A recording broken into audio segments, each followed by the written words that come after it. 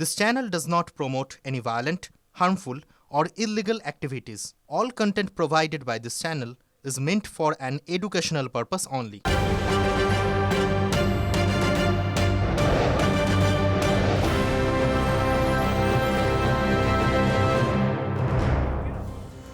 নমস্কার, টিভি9 বাংলায় আপনাদের সকলকে স্বাগত। সন্ধ্যের সুপার প্রাইম টাইম শুরু করছি। নিউজ রুমে আমি মঞ্জিরা রয়েছি, আমার সঙ্গে শর্মিষ্ঠা এবং লিমাও রয়েছে।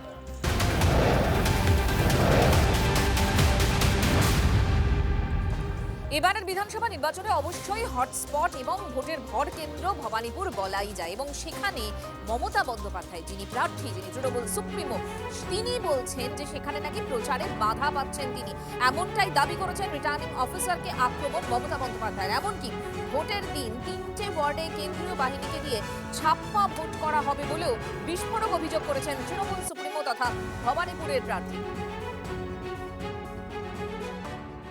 পার্টির মিটিং নেই, এত বড় সাহস ওই গদ্দার একজনকে ভবানীপুরে রিটার্নিং অফিসার করে নিয়ে এসছে।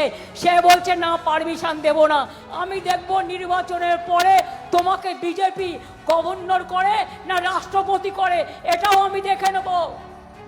তুমি থাকো তো বারুইপুরে, তোমাকে আমরাই ভিডিও বানিয়েছিলাম। তুমি তো রিটার্নিং অফিসার হওয়ার যোগ্যতা নেই তোমার। তুমি আমাকে পারমিশন না দিয়ে আটকাবে?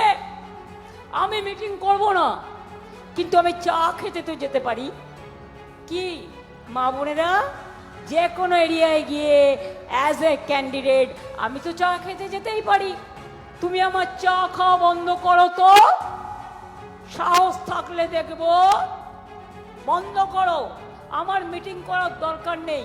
আমি একটা এলাকায় গিয়ে, একটা রাস্তায় গিয়ে বসলেই সব চলে আসবে।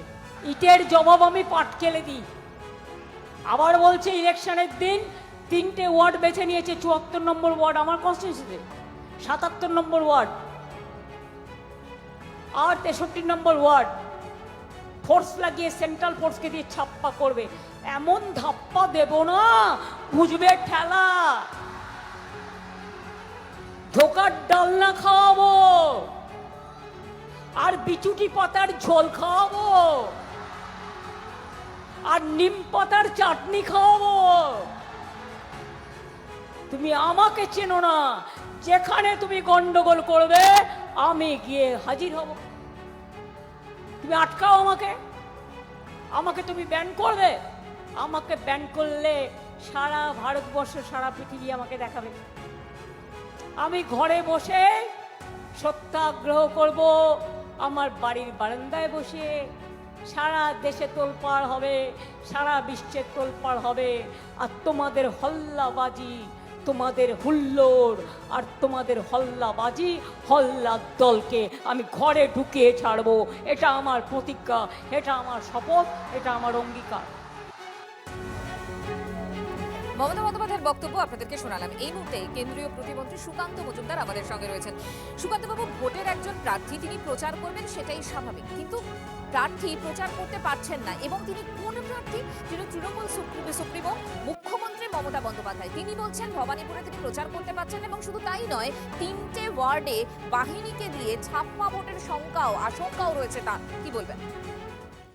দেখুন, এই সমস্ত কথাগুলো হচ্ছে মমতা বন্দ্যোপাধ্যায়ের ভয়ের বহিঃপ্রকাশ। উনি যে ভয় পেয়েছেন, হারের ভয়, সেই ভয় থেকে এই কথাগুলো বলছেন। এবং উনি বুঝতে পারছেন যে ওনার পায়ের তলা থেকে মাটি দিনের পর দিন সরে যাচ্ছে। না হলে কেউ নিম পাতার চাটনি খাওয়ার কথাও বলে না। এবং আমার তো বলতে খারাপ লাগছে, কিন্তু তবুও বুঝতে পারছি, বলতে বাধ্য হচ্ছি যে আমাদের পশ্চিমবঙ্গের মুখ্যমন্ত্রী মাথা অপ্রকৃতস্থ হয়েছে। এবং আমি বলবো তাকে একটু বিশ্রাম নিয়ে, ভোট প্রচার শেষ হলে বিশ্রাম নিয়ে ভালো করে ডাক্তার দেখাতে। ধন্যবাদ আপনাকে।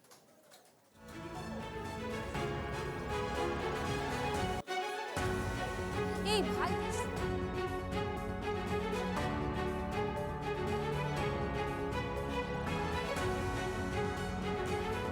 আরও একটা বক্তব্য মুখ্যমন্ত্রী মমতা বন্দ্যোপাধ্যায় শোনাতে হবে আপনাদেরকে, যেখানে মুখ্যমন্ত্রী মমতা বন্দ্যোপাধ্যায় বলছেন সিঙ্গুরের তাপসী মালিককে নন্দীগ্রামের। আমরা জানি জমি আন্দোলনে যেখানে যার মৃত্যুতে, তাপসী মালিকের মৃত্যুতে, সেখানে অগ্নিগর্ভ বা যে পরিস্থিতি তৈরি হয়েছিল, সেখানে গর্জে উঠেছিলেন সেখানকার মানুষ।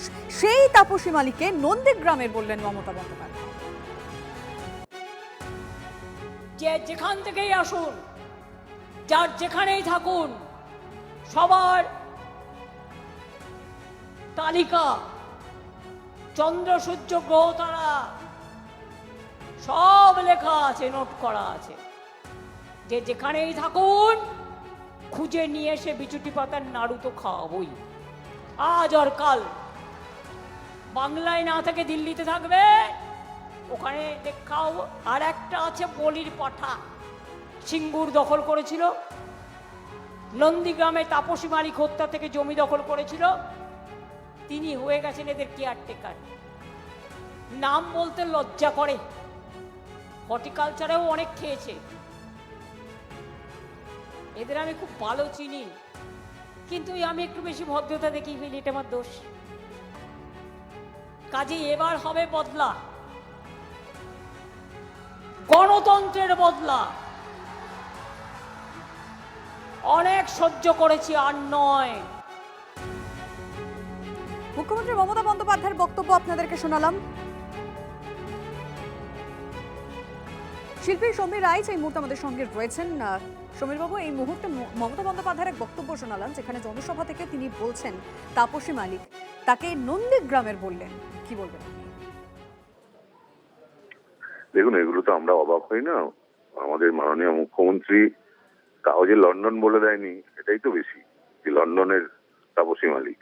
কারণ উনি এরকম তো বরাবর বলে আসছেন। আসলে উনি এত বেশি কথা বলেন, তো বড্ড বেশি বলেন। মুখ্যমন্ত্রীরা এতটা কথা না বললেও হয়, তো সেই জন্য বেশি বললে বেশি ভুল হয়, বারবার করে যাচ্ছেন। আর অন্যরা কেউ একটা ভুল করলে তাদেরকে নিয়ে এত ব্যঙ্গ করেন, সত্যি সত্যি মানে বিরক্তিকর হয়ে গেছে আমাদের গোটা রাজ্যটাই, এবং প্রশাসনের যে অবস্থা হয়ে আছে, সত্যি সত্যি বিরক্তিকর আমি বলতে পারি। যিনি সরণীকে ধরণী বলতে পারেন, তিনি তাপসী মালিককে নন্দীগ্রামের এই সিঙ্গুরের জায়গায় নন্দীগ্রাম বলতেই পারেন। তো অসুবিধার কারণে আমরা তো মেনেই নিয়েছি আমাদের মাননীয় মুখ্যমন্ত্রী এটা বলবেন। কালকে হয়তো খবরের কাগজেও দেখবো যে নন্দীগ্রামের তাপসী মালিক। এ অবাক হওয়ার কিছু নেই। আপনাকে ধন্যবাদ। মুখ্যমন্ত্রী মমতা বন্দ্যোপাধ্যায় তাপসী মালিককে বলতে গিয়ে, তার সম্পর্কে বলতে গিয়ে তিনি বললেন নন্দীগ্রামের তাপসী মালিক। আরো একবার শোনাই, ঠিক কি বললেন? যে যেখান থেকেই আসুন, যার যেখানেই থাকুন, সবার তালিকা, চন্দ্র সূর্য গ্রহ তারা সব লেখা আছে, নোট করা আছে। যে যেখানেই থাকুন, খুঁজে নিয়ে এসে বিচুটি পাতার নাড়ু তো খাওয়াবই, আজ আর কাল। বাংলায় না থেকে দিল্লিতে থাকবে, ওখানে দেখাও। আর একটা আছে বলির পাঠা, সিঙ্গুর দখল করেছিল, নন্দীগ্রামে তাপসী মালিক হত্যা থেকে জমি দখল করেছিল, তিনি হয়ে গেছেন এদের কেয়ারটেকার। নাম বলতে লজ্জা করে, হর্টিকালচারেও অনেক খেয়েছে। এদের আমি খুব ভালো চিনি, কিন্তু আমি একটু বেশি ভদ্রতা দেখি ফেলি, এটা আমার দোষ। কাজে এবার হবে বদলা, গণতন্ত্রের বদলা। অনেক সহ্য করেছি, আর নয়। সিপিএম নেতা সুজন চক্রবর্তী রয়েছেন টেলিফোন লাইনে। সুজন বাবু, মুখ্যমন্ত্রী মমতা বন্দ্যোপাধ্যায় তাপসী মালিকের সম্পর্কে বলতে গিয়ে বলছেন নন্দীগ্রামের তাপসী মালিক, কি বলবেন? না, আমি এটা কোনো গুরুত্বপূর্ণ বলে মনে করছি না। সারাদিন ধরে অসত্য বলতে বলতে কোনটা কখন বলেছেন আর কোনটা কখন করেছেন, ওটা তো তাপসী মালিকের বাবা তো একা অভিযোগ করেছে যে ওর মেয়েকে নিয়ে রাজনীতি করা হচ্ছে, এবং ওর মেয়ে খুনের জন্য কে দায়ী ওর বাবার কথাতেই পরিষ্কার হয়ে গেছে। মমতা ব্যানার্জি রাজনীতি করেছেন, রাজনীতি করার জন্য নানান মিথ্যা কথা বলতে হয়েছিল। ফলে কোনটা সত্য কোনটা মিথ্যা সেটা উনি জানেন না, ধরা পড়ে গেছেন আরেকবার নন্দীগ্রাম বলতে গিয়ে। এটা মমতা ব্যানার্জির অভ্যাসের মধ্যেই পড়ে। ধন্যবাদ আপনাকে। নির্বাচন কমিশন ভয়মুক্ত পরিবেশ তৈরি করার চেষ্টা করছেন ভোটের আগে, কিন্তু ভয়মুক্ত পরিবেশ কি থাকছে? বীরভূমের লাভপুরে তৃণমূল নেতার একটা বক্তব্য শোনাবো আপনাদেরকে। অন্য কোথাও ভোট পড়লে কেটে পিস পিস করে দেওয়া হবে। ভাইরাল হয়েছে এই ভিডিও। নির্বাচন কমিশনে অভিযোগ দায়ের করেছে বিজেপি, কিন্তু কি বলেছেন ডালিম শেখ নামে এই তৃণমূল নেতা, শুনুন। ভোট ভোট 50টা যদি পরে টানানাস করে দেবো ভাইকে, বলে পিস পিস করে দেবো, পিস পিস করে দেবো মেলা তালাতে। তখন চুপচাপ থাক, পিস পিস করে দেবো ভাইকে বললো, ওই নুরালিকে বলো করবো ওকে। 4 তারিখের পর বাড়িতে বাস করতে পারবো না, এটা দেখে 4 তারিখ প্লেট বার করে দেবো, বলে দেবো ভোটের পর যদি তোর কোনো বাপ থেকে আসবে মফি পেলাটা প্লেট বার করে দেবো, ওই পায়ের যে প্লেট টুট আছে এইখানে অপারেশন করে বাড়ি করে দেবো। ভোট জটা যাবে, হিসাব থাকবে, আর সেই বাড়ি করে ধরে আনবো, মেলা তালায় বেঁধে রাখবো। বে ডালিম ছাড়া নাই বলিস, পাটকে মুচিয়ে দেবো ধরে। ভোট ভোট 50টা যদি পরে টানানাস করে দেবো ভাইকে, বলে পিস পিস করে দেবো, পিস পিস করে দেবো মেলা তালাতে। তখন চুপচাপ থাক, পিস পিস করে দেবো ভাইকে বললো, ওই নুরালিকে বলো করবো ওকে। 4 তারিখের পর বাড়িতে বাস করতে পারবো না, এটা দেখে 4 তারিখ প্লেট বার করে দেবো, বলে দেবো ভোটের পর যদি তোর কোনো বাপ থেকে আসবে মফি পেলাটা প্লেট বার করে দেবো, ওই পায়ের যে প্লেট টুট আছে এইখানে অপারেশন করে বাড়ি করে দেবো। ভোট জটা যাবে, হিসাব থাকবে, আর সেই বাড়ি করে ধরে আনবো, মেলা তালায় বেঁধে রাখবো। বে ডালিম ছাড়া নাই পুলিশের ডালিমের একটা ভোট নেবো সঙ্গাই, আর যে কোটা ভোট দিবি না যদি 100টা পরে বলে দেবো এই বাড়ি, আর সেই বাড়ির করে ব্যবস্থা করে দেবে, আমরা ধরে নিয়ে আসবো। ওটা বলে দিন যে লাল লিস্ট একবার টানিয়ে দেবো আমি। ডালিম শেখ, সনাপশ্রী লেট লখরি শেখ, তার কুচি কুচি করে কাটবো বলছে বিজেপিকে ভোট দিলে সব গ্রামে। সে অভিযোগ আমরা নির্বাচন কমিশনে জানিয়েছি, সেই অভিযোগ আমাদের ওসিকে জানিয়েছি, কোনো লাভ নেই। বলছি নির্বাচন আগে ওরকম হতেই পারে 2-4টা। হ্যাঁ জানিয়েছি, অভিযোগ হয়েছে সব জায়গায়, একবারে ইসিআই থেকে আরম্ভ সমস্ত জায়গায়, কলকাতা থেকে আরম্ভ করে এসপি ডিএম সকলকে জানিয়েছি। মিথ্যা অভিযোগও হতে পারে, আর যে গ্রামের কথা বলছেন সেখানে 100% সংখ্যালঘু মানুষের বাস, এবং স্বাভাবিকভাবেই আপনি বিজেপিকে জানেন, ওরা 70-30-এর রাজনীতি করে, ওরা ওরা ওরা 30 ভাগ সংখ্যালঘু ভাইদেরকে রোহিঙ্গা বলে, ওদেরকে বাংলাদেশি বলে। তাহলে কোথা থেকে কী ষড়যন্ত্র করে কাকে ফাঁসানোর চেষ্টা করছে ভাই বলতে পারবো না। তো এইটুকু বলতে পারি যে ভিডিও তথ্য, অডিও তথ্যের উপরে ভিত্তি করে কোনো অভিযোগ হয় না, আর অভিযোগ কেউ করলে তার যাচাই হবে, প্রশাসন সেটা যাচাই করবে ল্যাবরেটরিতে যে whether the content of that video is true or false, সেই তথ্য যাচাই হোক।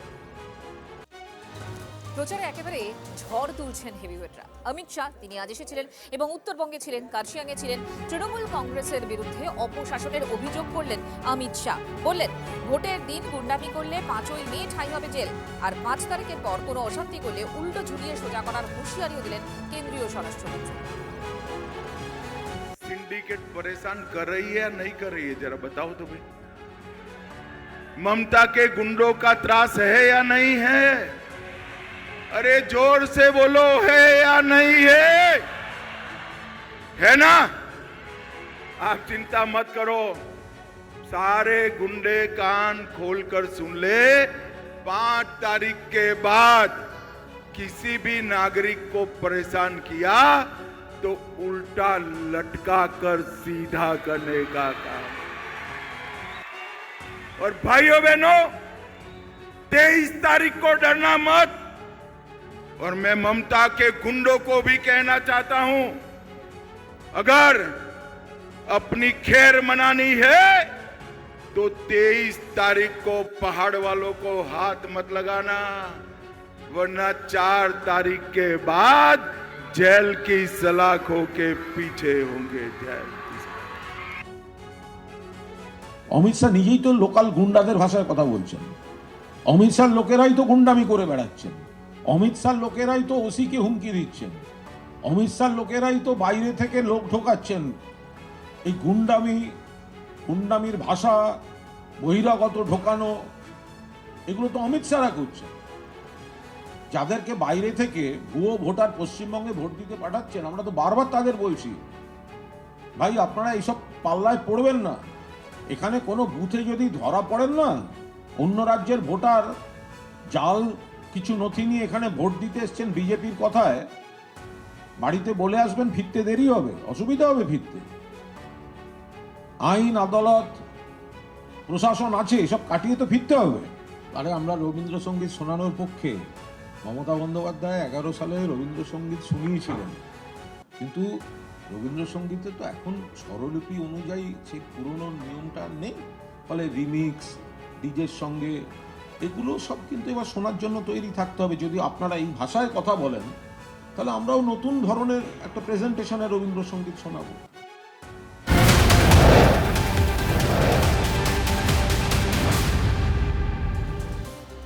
ভোটের ঠিক দুদিন আগে টাকা বিলি করার অভিযোগ আর একেবারে হাতে নাতে ধরা পড়েছে। তৃণমূল নেতাকে গ্রেফতার করেছে পুলিশ ইতিমধ্যেই। পুলিশের জালে এই তৃণমূল নেতা। বিজেপির অভিযোগ, সোমবার রাতে মোহাম্মদপুরে বুথে গিয়ে প্রচারের সময় টাকা বিলি করছে তৃণমূল নেতা শেখ সুফিয়ানের জামাই।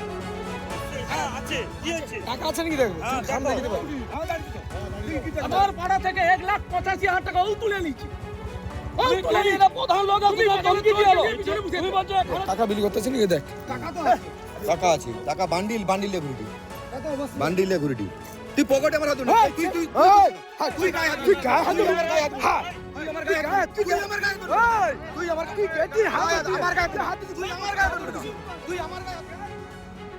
আজকের মোহাম্মদপুর অঞ্চলের 54 নম্বর বুথে বাগিচা বারপাটে হাতে নাতে টাকা সহ ধরা পড়েছে।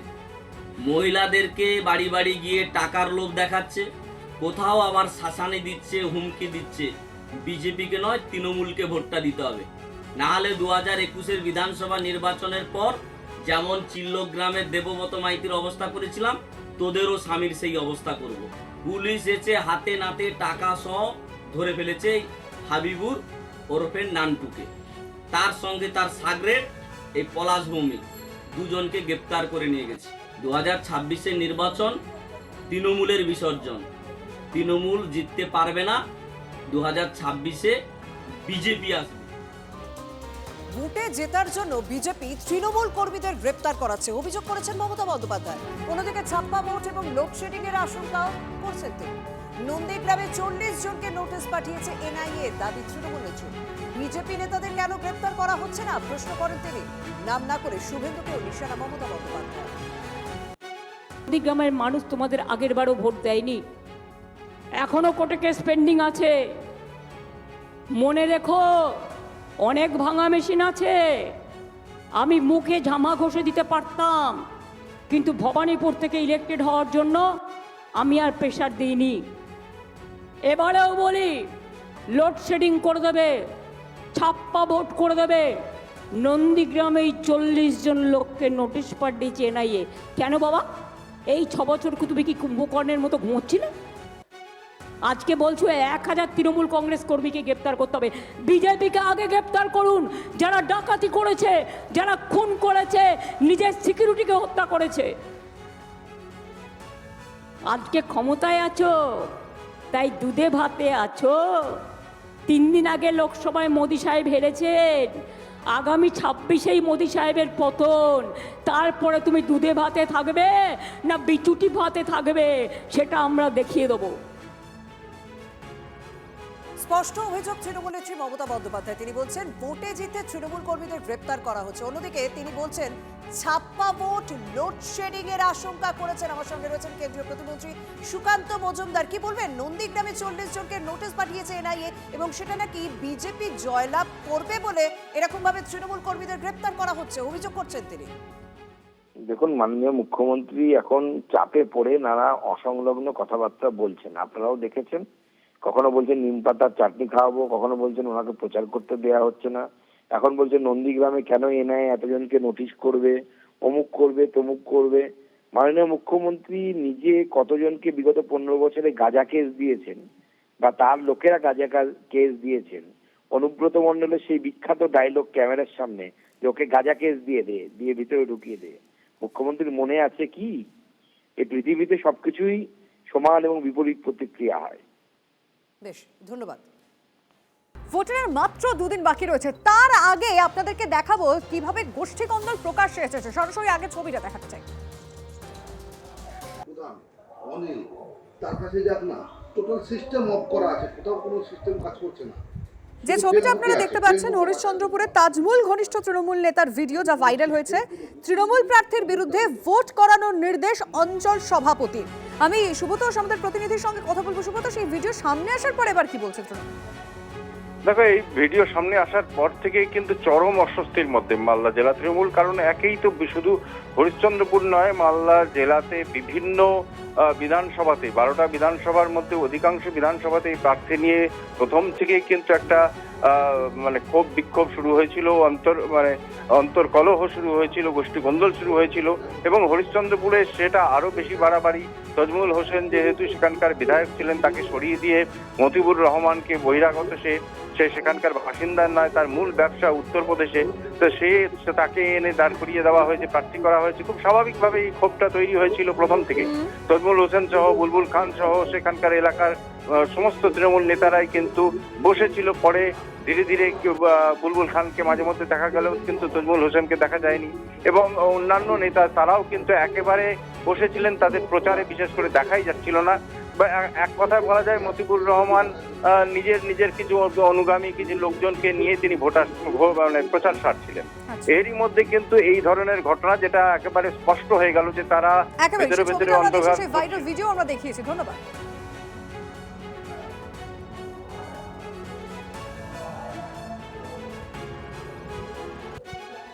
তাজমুল হোসেনকে সরিয়ে মতিবুর রহমানকে প্রার্থী করেছে তৃণমূল। তাজমুল ঘনিষ্ঠরা ভোটে কাজ করছে না, অভিযোগ মতিবুরের। অন্তর্ঘাতের অভিযোগে সরব তৃণমূল প্রার্থী মতিবুর রহমান। ভোটের দুদিন আগে প্রকাশ্যে কোন্দল, অস্বস্তিতে তৃণমূল নেতৃত্ব।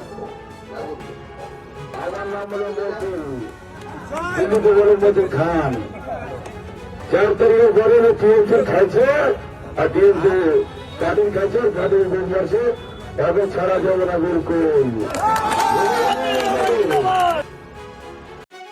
ভোট একজনই আছেন, তার নাম তৃণমূল কংগ্রেস আর মমতা ব্যানার্জি। মানুষ মমতা ব্যানার্জির মুখ দেখে ভোট হয়, প্রার্থীর মুখ দেখেও ভোট দেয় না। সেখানে কে প্রার্থী থাকতেন, মতিবুর রহমান বাদ দিয়ে যদি অন্য কেউ প্রার্থী থাকতেন, তাকেই তিনি ভোট দিত। এইসব যারা করছে তারা অর্বাচীন এবং তারা বিরোধীদের হাতে তামাক খাচ্ছেন, লাভ হবে না।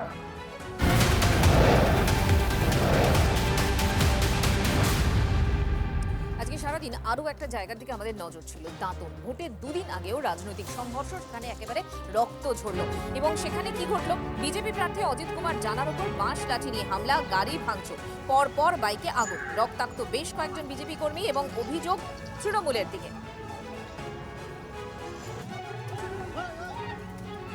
ছবি দেখাচ্ছি আপনাদের। বিজেপি প্রার্থী অজিত কুমার জানার উপর বাঁশ লাঠি নিয়ে হামলা, গাড়ি ভাঙচুর, পরপর বাইকে আগুন, রক্তাক্ত বেশ কয়েকজন বিজেপি কর্মী, তাদের মাথা ফাটে। গুরুতর আহত 10 জনের বেশি বিজেপি কর্মী, হামলায় অভিযুক্ত তৃণমূল। দেবব্রত আমাদের প্রতিনিধি এই মুহূর্তে আমাদের সঙ্গে রয়েছেন। দেবব্রত, 10 জনের কথা আমরা জানতে পারছিলাম, সংখ্যাটা কি বেড়েছে এই মুহূর্তে দাঁড়িয়ে? পুলিশ কি বলছে, এলাকার পরিস্থিতি বা কি? দেখো, এলাকার পরিস্থিতি এখনো কিন্তু উত্তপ্তই রয়েছে। পুলিশ থানায় এখনো মোহনপুর থানা কিন্তু ঘেরাও হয়ে রয়েছে। ইতিমধ্যে কিন্তু ঘটনাস্থলে এসে থানায় এসে পৌঁছেছেন জেলার পুলিশ সুপার।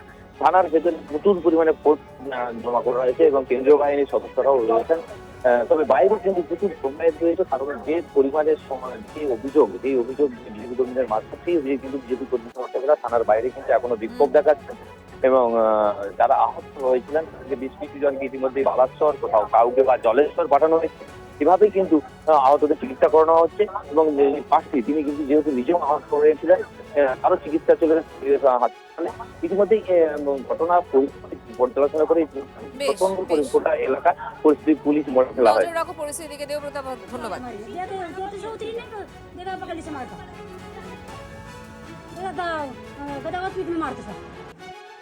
আমাদের কি কোনো স্বাধীনতা নেই?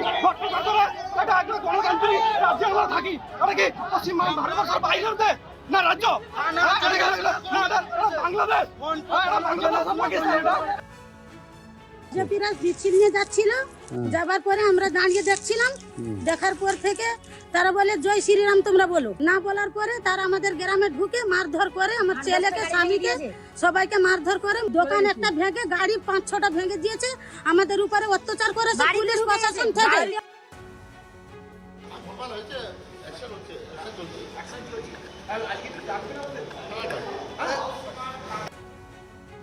এই বিষয়ে এবার ইলেকশন কমিশন, নির্বাচন কমিশন জবাব দেবে। তারা তো পুরো প্রশাসনিক হস্তক্ষেপ করে পুরোটা তো নিজের হাতে নিয়েছে। এখন এমসিসি চলছে, তারাই রাজ্যটাকে চালাচ্ছে, তারাই নির্বাচনে প্রিপোলটাও দেখবেন। চুনিপটি প্রার্থী বিজেপির কিংবা নেতা মনে করছে আমি কত বড় হয়ে গেলাম, ছিলাম ইঁদুর হয়ে গেলাম বাঘ। তারা এবার বলছে, এবার পরিস্থিতিটা নিয়ন্ত্রণের বাইরে যাচ্ছে। ক্যানিং পূর্বে বিধানসভা কেন্দ্রে আইএসএফ প্রার্থী হচ্ছে আরাবুল ইসলাম, আর এবার ক্যানিং এই তারই গাড়িতে হামলা ভাঙচুরের অভিযোগ। আইএসএফ প্রার্থী আরাবুল ইসলামের গাড়িতে এখন এই ভাঙচুর চালানোর অভিযোগ উঠছে। সেই সময় গাড়ির ভেতরেই ছিলেন আরাবুল। আইএসএফ কর্মীদের মারধর করা হয়, বাইকও ভাঙচুর করা হয়। প্রতিবাদে পথ অবরোধে আইএসএফ কর্মীরা। বাসন্তী হাইওয়ের ঘটকপুকুর এলাকায় অবরোধ করে আইএসএফ কর্মীরা।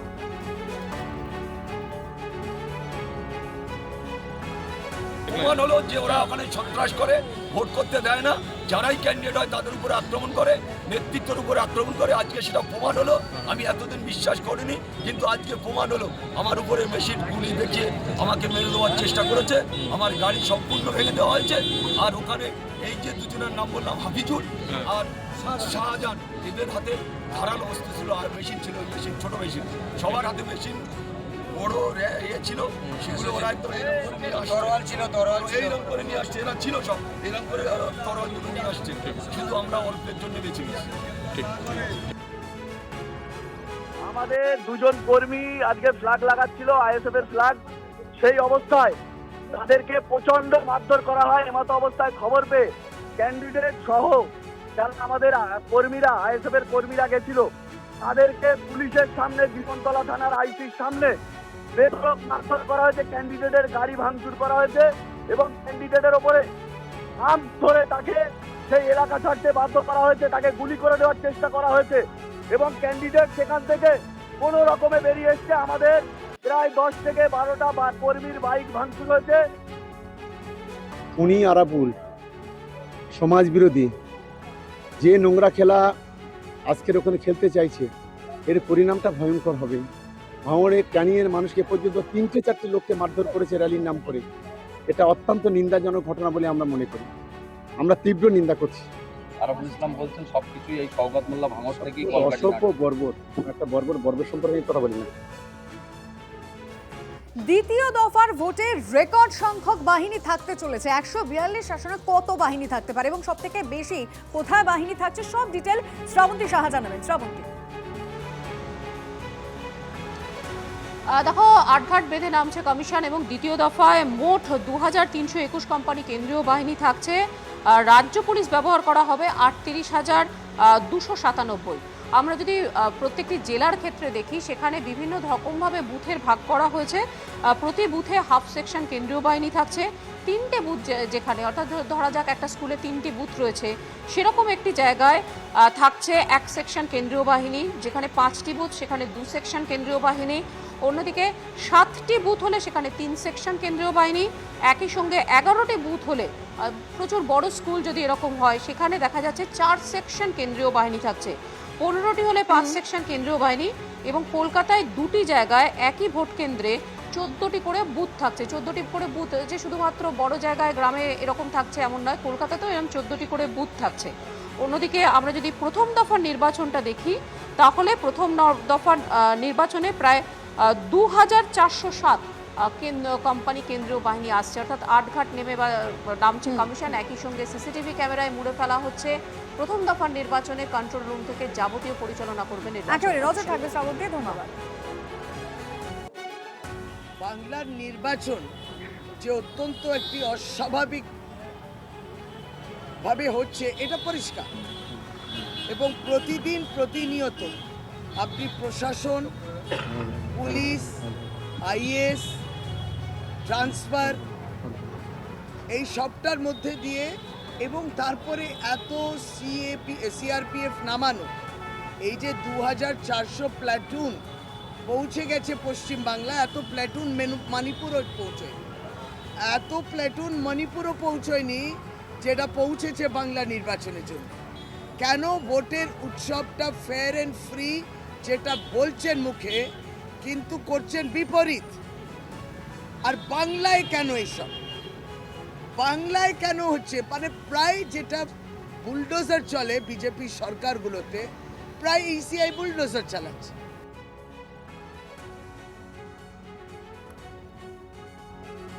আর মালদার এইখানে 12টি বিধানসভা, সেই 12টি বিধানসভায় কোথায় কি হচ্ছে তার জন্য সর্বক্ষণ স্ক্রিনে নজর রেখেছেন আধিকারিকরা। কোথা থেকে রেখেছেন না, তৈরি হয়েছে বিশেষ কন্ট্রোল রুম।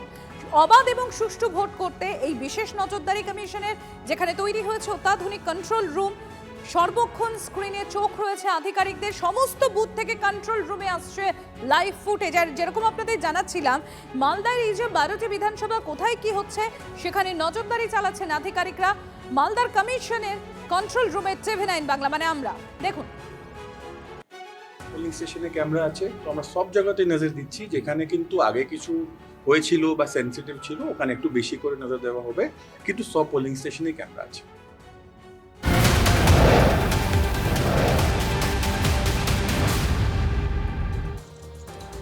মন্তেশ্বরে তৃণমূল কংগ্রেস প্রার্থী সিদ্দিকুল্লাহ চৌধুরী, তার বিরুদ্ধে গুরুতর অভিযোগ, টাকা বিলি করার অভিযোগ।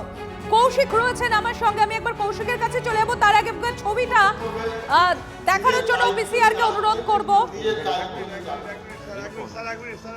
আরে মুখে শুনতে পারে গাড়ি চুরি করছে নাকি? এটা আমার ইলেকশন খরচা, আমাকে দিতে হবে, কোনো অসুবিধা নেই। টাকা তো গভর্নমেন্ট বলছে আপনি পার্টির কাছে, এটা পার্টির কাছে খরচ করছেন, তাহলে আমরা দেখাবো।